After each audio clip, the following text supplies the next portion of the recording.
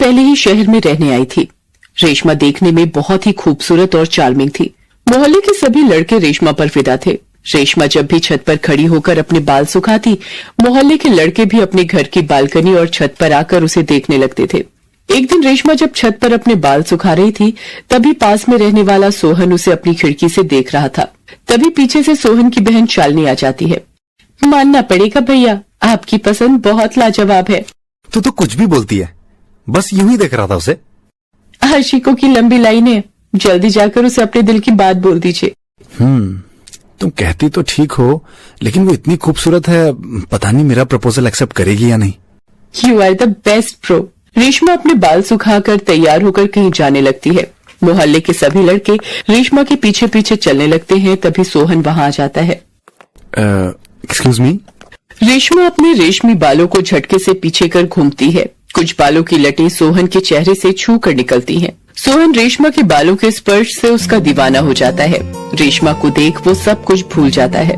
मैं यही सोहन में रहता हूँ। मेरा नाम पड़ोस है। यू मीन आप यहाँ पड़ोस में रहते हैं और आपका नाम सोहन है?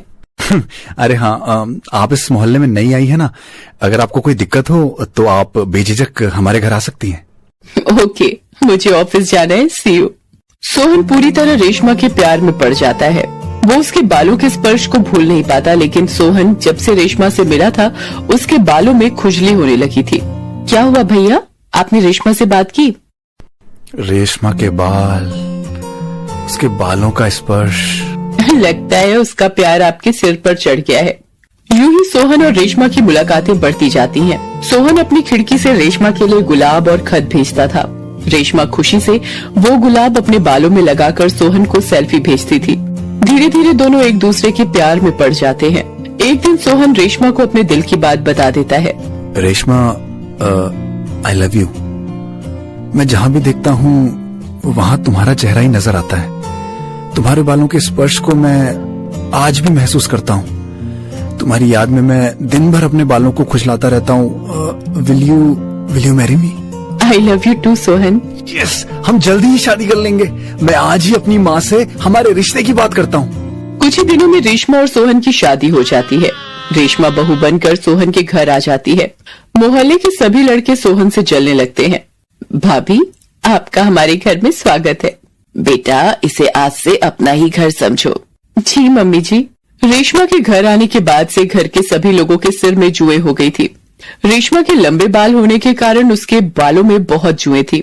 जुओं की वजह से रेशमा को हर दूसरे दिन अपने बालों को शैम्पू करना पड़ता था। ओह माय गॉड, पता नहीं कहां से मेरे सर में इतनी जुएं हो गई हैं। हाँ बेटा, मेरा भी सिर खुजला खुजला कर बुरा हाल है। मम्मी जी, लगता है हमारे घर के पानी में ही जुएं हैं। ऐसा कैसे हो सकता है? पहले तो ऐसा नहीं था। रेशमा हमेशा जुओं के लिए दूसरों पर इल्जाम लगाती रहती थी। एक दिन शालिनी रेशमा के कमरे में जाती है। शालिनी देखती है कि रेशमा अपने बालों में जुएं भगाने वाले तेल का इस्तेमाल कर रही है। रेशमा के बेड और तौलिए में सैकड़ों जुएं चल रही हैं। ये सब क्या है? आप ही जुओं की महारानी हैं। अब मुझे समझ आया, ये सारी जुएं आपके सिर से आ रही हैं। शालिनी, मैं तभी वहां सुषमा आ जाती है। हाय राम, ये सब क्या है? ये रेशमा का करिश्मा है। यही है जुओं वाली बहू। इसी ने पूरे घर में जुएं फैलाए हैं। ना जाने कैसी बहू से पाला पड़ा है।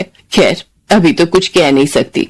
मैं ये बताने आई थी कि आज शाम बुआ जी रेशमा की मुंह दिखाई के लिए आ रही हैं।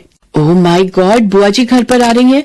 वो साफ सफाई और हाइजीनिक चीजें पसंद करती हैं। कोई भी गड़बड़ नहीं होनी चाहिए। और तुम जुए वाली बहू, अपने बाल को अच्छे से बांध कर रखना। बुआ जी बहुत सख्त स्वभाव की औरत थी। बुआ जी को गंदगी बिल्कुल भी पसंद नहीं थी। सभी उनके आने की तैयारी में जुट जाते हैं और घर की अच्छे से साफ सफाई करते हैं। सुषमा बुआ जी के लिए खीर बनाती है और रेशमा को खीर में ड्राई फ्रूट डालने को बोलती है। मैंने खीर बना दी है, तुम खीर के ऊपर ड्राई फ्रूट्स डाल दो। अभी डाल देती हूँ मम्मी जी। रेशमा सिर खुजलाते हुए खीर के ऊपर ड्राई फ्रूट्स डालती है, जिसके कारण खीर में कुछ जुएं गिर जाती हैं। बेटा, बुआ जी को खीर दो। अभी लाई मम्मी जी।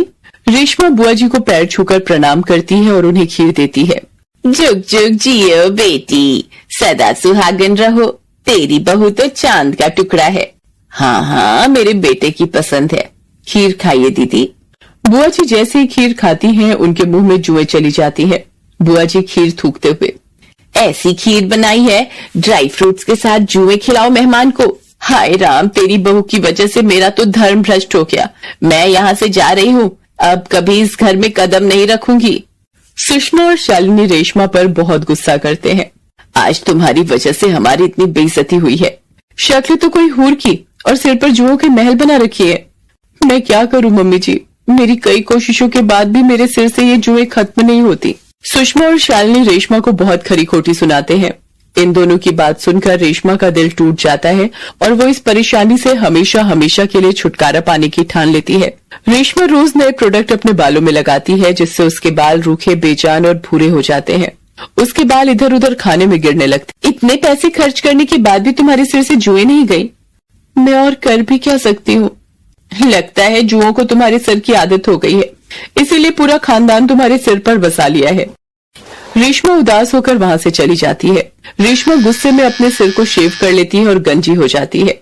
रेशमा खुद को मिरर में देखकर बोलती है, अब किसी को कोई परेशानी नहीं होगी, खाने में भी मेरे बाल और जुएं नहीं गिरेंगी। ये क्या किया तूने? जुओं की वजह से आपने पूरे बाल हटा लिए। मेरे ये बाल सारी परेशानी के जड़ थे। न रहेगा बाल और न ही रहेगी जू। तभी वहां सोहन आ जाता है। रेशमा, तुमने ये क्या कर दिया? वो सारे जू मेरे बालों से आ रहे थे, इसीलिए मैंने अपना सिर गंजा कर लिया। मैंने जू से छुटकारा पाने की हर संभव कोशिश की, लेकिन मैं नाकाम रही। हाँ, मुझे पता है तुम जुओं की वजह से कितना परेशान होती थी। मैं ये घर छोड़कर जा रही हूँ। तुम मेरे रेशमी बालों के दीवाने थे, अब बाल नहीं रहे। यहाँ मुझसे कोई प्यार नहीं करता। नहीं नहीं, ऐसा नहीं है। मैं तुम्हारी सुंदरता से नहीं, बल्कि तुम्हारे सच्चे मन से प्यार करता हूँ। तुम मुझे हर रूप में स्वीकार हो। शालिनी और सुषमा को भी अपने कहे गए शब्द पर पछतावा होता है। दोनों रेशमा से माफी मांगती हैं। मुझे माफ कर दीजिए भाभी, हमने सिर्फ अपनी तकलीफों के बारे में सोचा। जू की वजह से आपको कितनी तकलीफ होती होगी, ये हमने कभी सोचा ही नहीं। मुझे भी माफ कर दो बहू, हमने भी तुम्हारी तकलीफ नहीं समझी। रेशमा दोनों को माफ कर देती है और उस घर को छोड़कर जाने का फैसला बदल देती है। कुछ दिनों बाद रेशमा के सर पर वापस काले घने बाल आ जाते हैं। इस बार रेशमा अपने बालों की अच्छे से देखभाल करती है। रेशमा के सिर से सारी जुएं खत्म हो जाती हैं। सभी साथ साथ खुशी से रह